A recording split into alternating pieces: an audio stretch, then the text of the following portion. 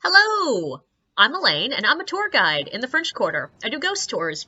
And I am not going to tell you the stories that I tell on my tour, because you gotta pay for those. But if you want to hear some interesting things that have happened to me while I'm leading random drunk people around the French Quarter, I got you.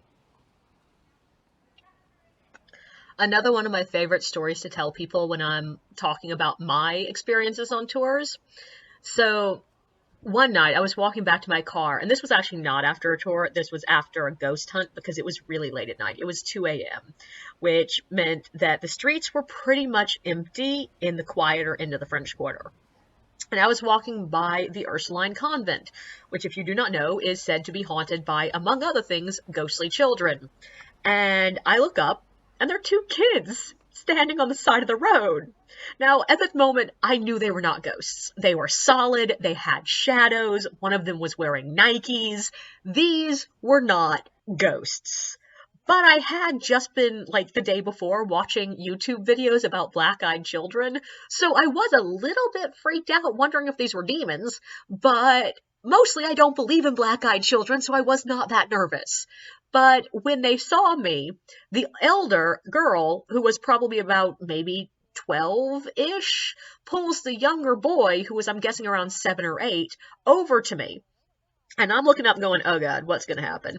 And this girl walks up to me and says, hi, could you help me? And I'm like, I don't know, what do you need? And she says, could you walk us to our parents? And I'm like, well,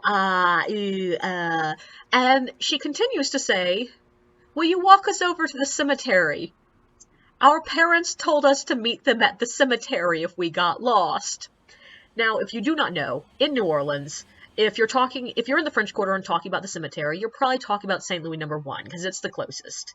It is also not in a nice neighborhood to visit at night. It's also closed.